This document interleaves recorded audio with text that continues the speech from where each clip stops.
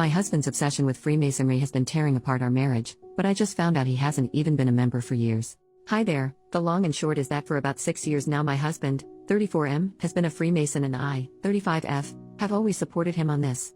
My grandfather was a Freemason, so it's not really new to me or anything, and I don't believe in any of the conspiracy crap you find online. But I'm starting to think it may not be the best for him. My grandpa always used to say it went family, work, masonry, but in my husband's case it's more masonry, masonry, masonry, then family, then work, then masonry again. He attends lodge nearly every night. For context, my grandpa would go a couple times a month, and yet he's only a fellow craft, so not a part of the add-on things like the Scottish Rite or Shriners or anything. I genuinely don't know how he has the stamina for it, because I'm a part of an improv theater club and frankly every other week is enough. Sometimes he's gone for hours, other times an hour or even less. When I ask him what he's doing, he gets defensive and says he can't tell me because he has to maintain secrecy. I knew full well there'd be some lessons and ceremonies I wouldn't exactly be getting a front row seat for, but I don't think it's that unfair. I ask what he could be possibly doing that occupies him practically daily. Hell, some days when he comes back early, he goes to his man cave to do more work for them. Apparently he's volunteered to do admin work for his Grand Lodge, but when does it end? He doesn't get paid for any of this, and he spends so much on dues to actually do this.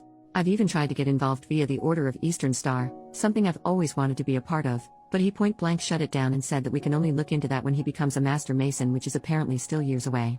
And it's not even just our marriage it's affecting. Some weeks he's out so late with his lodge buddies that he doesn't take care of himself. There's been times he hasn't worn clean clothes or shaved, and plenty of times he's gone into work without showering.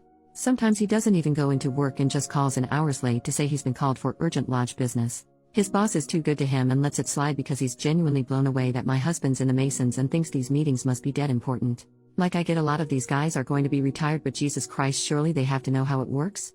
It's making a bad impression with people, and I genuinely can't remember the last time we did a thing together as a couple. Plus our bedroom has been dead for at least a year, which I've sort of put up with because I have a low libido, but I guess it's just another symptom. Every time I ask him to do anything he just tells me he's too tired. I guess how do I get it across to him? His Masonic life needs to slow down. It's not even affecting just me, it's affecting our whole lives, but I don't even know where to begin. I don't want him to leave the Masons, just maybe calm it down a little so we have our lives back. How can I get this across to him without seeming that I'm jealous of the secrets or I want to worsen the wedge between us? By the way, I did actually email the worshipful master at his lodge, just say I'm kind of worried for him, but I've not heard back yet, and if they're all this active, not sure how much help he'll be. Thanks for any advice. At it later that day, the worshipful master just emailed me. Apologized for taking his time and explained my husband has not been a member of that lodge for at least 5 years, having left just under a year after he joined. Apparently he had difficulties with the leadership and had been repeatedly cautioned for soliciting the other lodge members. He told me that he checked with other lodges in the area and none of them have any record of him switching, so it seems he demitted entirely. Update, 5 days later. Hi everyone, you might remember the post where I mentioned how Freemasonry, or rather my husband's commitment to it, was destroying our marriage and corroding his life. Well, I apologized to the craft because Masonry had nothing to do with my husband's antics. In my edit to the post, I mentioned I had spoken with the current worshipful master, basically the lodge's chair, and he informed me my husband had demitted from that lodge years ago and never joined any others. He did suggest it could be a clandestine lodge, and in a way I hoped this would be the case, but I think we both knew that was highly unlikely. He also ended up putting me through to a past master who was senior warden of the lodge around the time my husband quit, and apparently it was a jump before he was pushed situation. I did mention my husband was in trouble for soliciting his brothers, but the worshipful master couldn't tell me anymore. The past master vaguely remembered it, and while it seems no one was exactly sure what he was soliciting them about, it was described as invasive and strange behavior. Me and the past master, David, might as well use names, had a good long chat before he offered to join me in discussing this with my husband, Kevin, with the hope being we could get through to him and steer him off whatever course he was on. Sadly, I don't have good news. David came round on Monday and we talked a lot beforehand. Kevin was out, of course. Most of our chat was just him being generally supportive, but he did start asking questions that were definitely leading into the clandestine lodge route, though he dropped that as a theory when the lack of self-care became evident. Midway through our conversation, Kevin comes home, and when he comes in I say there's somebody I'd like him to meet, and he just deflects by saying he's tired from lodge and will have to do it tomorrow. David introduces himself anyway, explicitly as a past master.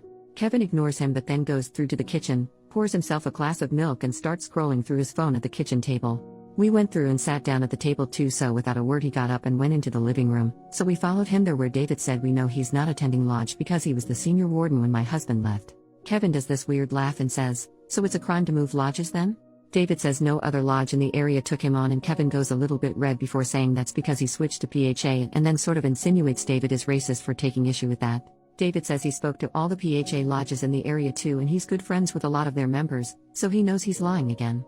Kevin just says look, he's tired, he's not doing this, but I told him we know something's up and well, the majority of you thought it was drugs, so I just said look, is it drugs? He said no, but finally admitted yes, there was something up and asked if he could show us something. Just he needed to go to his car. David said that's fine, we'll come with him. Well, I guess in Kevin's defense he did need to go to his car. In the trunk he got out this black sports bag and I don't know what I was expecting, but I don't think anything could have prepared me for what he showed us was inside. When we got back into the house, he got out this near lifelike, latex horse mask and other leather and latex fish gear, full suit with harnesses and everything. If you were expecting anything to happen, there wasn't anything, we kind of just stared in total silence. Eventually Kevin restarted the conversation by explaining he was into a BDSM fetish called pony play and that he went down the rabbit hole a long time ago.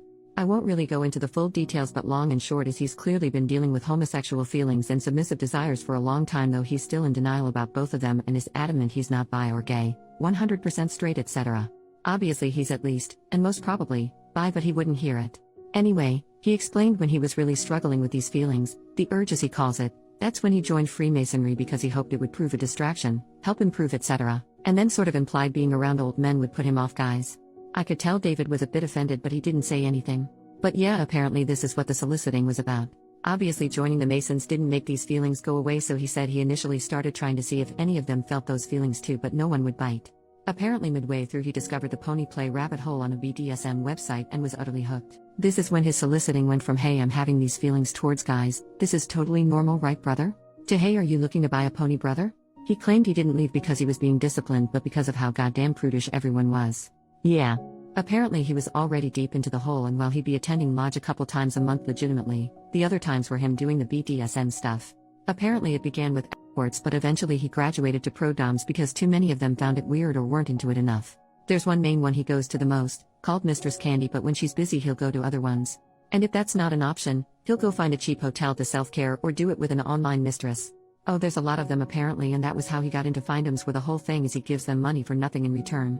I don't really know how to describe how I felt as this all came out. The shock, the betrayal, the rage, the upset, the hurt.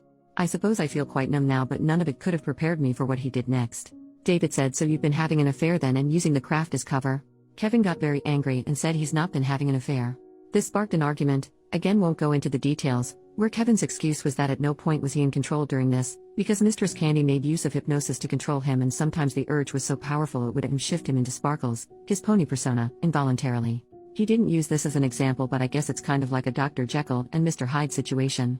Again, no remorse or contrition, and he said we can still fix this with couples therapy because apparently I wasn't satisfying his needs. How did he come to that conclusion? Well, I never independently suggested pony play and give him an avenue to open up about it. This is somehow my fault. I won't go into the arguments that followed, but it ended with me packing a bag and David taking me to my parents' place. I've told Kevin I'll be seeking a divorce. Something which he's also in denial about, because the marriage is dead. Clearly he values his time playing dress up as a horse more than he does me as a person, so I might as well let him focus on that. I'm staying with my parents right now and taking some time off work until I can clear my head. Can't sleep, so I figured I might as well try and get this out of my system. It has helped, honestly. I'm also currently no contact with Kevin, and it'll be staying that way until I can serve him papers. Who knows what the future holds there, but he won't be in it. Though if you wanted some good news, I'm finally joining the Order of Eastern Star. David explained to me I can join via my grandfather, so I'm going to be meeting with the secretary next week. Thanks for being on this wild ride and helping me see reason. I guess I would probably have got here anyway when the worshipful master messaged me, but it was nice to know I had people on here, and especially those who talked it through with me in DMs. You guys know who you are and you were awesome. Otherwise, have a great day and peace out.